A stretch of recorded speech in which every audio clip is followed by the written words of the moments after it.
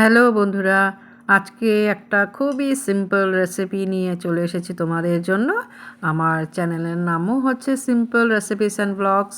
তাই তোমরা সবসময় আমার সিম্পল রেসিপি দেখতে পারো এবং আমার সিম্পল যে দিনগুলো থাকে বা কিছু প্রোগ্রাম থাকে না সেখানে সিম্পলভাবে যেসব কিছু করা হয় তাই তোমাদের সামনে তুলে ধরি। তো আজকে রেসিপিটাও খুবই সিম্পল। তো চলো, এই দেখো মুসুর ডাল যে এনেছিলাম হাটের থেকে সেদিন দেখিয়েছিলাম, আর এই যে পুয়ের ডাঁটা তো পাতা আমি রেখে দিয়েছিলাম, সেগুলো কুচি করে কেটে নিলাম, সাথে রসুন আর লঙ্কা। এখন রান্না ফটাফট হয়ে যাবে যেহেতু সিম্পল রান্না। আর এই লঙ্কাগুলো কিন্তু খুব খেতে স্বাদ ঝাল হয় প্রচণ্ড। সেগুলো হাটের থেকে এনেছি কিন্তু। আগে না আমাদের বাগানে এই লঙ্কাগুলো হতো, এখন হয় না। লঙ্কাগুলো দেখতে কিন্তু খুবই ভালো লাগে। এদিকে আমি রান্নাঘরে চলে এসেছি, কড়াইতে দিয়ে দিয়েছি জল। এখন ডাল ধুয়ে নিয়েছি, ডাল ধুয়ে দিয়ে দিলাম কড়াইতে। এখন এটা ফুটবে। তো দেখো আমার ডালে ফেনা এসেছে, এখন ফেনা কাটবো। ফেনা কাটা হয়ে গেলে আমি এখানে আন্দাজ মতো লবণ দেব, তারপরে দিয়ে দেব কাঁচা লঙ্কা, তারপরে ঢেকে দিচ্ছি। এত ভালো ডাল, দেখো কি সুন্দর গলে গেছে। প্যাকেটের ডালও কিন্তু এত সুন্দর গলে না।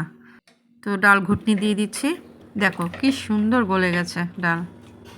মনটা আমার পুরো খুশি খুশি লাগছে ডাল এতদিন পর গলতে দেখে। এখন আন্দাজ মতো হলুদ দিয়ে দেব।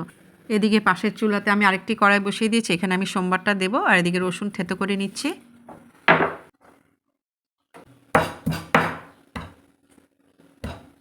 রসুন আমার থেতো করা হয়ে গেছে। এখন চিমনিটা মানে অন করতে হবে, যেহেতু সোমবার দেবো। তো দিয়ে দিচ্ছি সর্ষের তেল, তারপরে দিয়ে দেবো শুকনো লঙ্কা, অল্প কালো জিরে। কালো জিরে দেওয়ার পর রসুন দিয়ে দেবো সোমবারে। যখন রসুনটা একটু ভাজা ভাজা হবে তারপর আমি ডাল ছেড়ে দিচ্ছি, যেভাবে নর্মালি আমরা সোমবার দিই ঠিক সেইভাবে।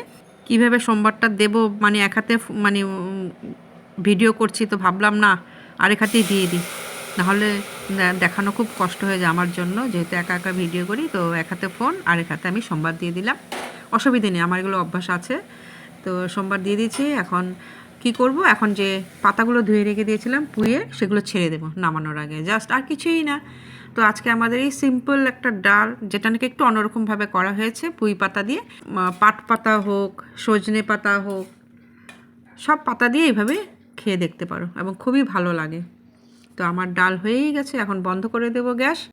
তো আমাদের ডাল রেডি হয়ে গেছে বন্ধুরা, পুঁই পাতা দিয়ে মুসুর ডাল। আমি যে ঘাটছি এটাতে এত সুন্দর একটা মানে সুঘ্রাণ বেরিয়েছে, পুঁইয়ের পাতার গন্ধ, খুব ভালো লাগছে। খেতে তো খুবই ভালো লাগে, জানি, আমি খাই যেহেতু, মানে আমরা খাই মাঝে মাঝে। এটা কিন্তু আমারই রেসিপি, হ্যাঁ। তো আজকে আমাদের ভিডিওটা এখানেই, আবার দেখা হচ্ছে।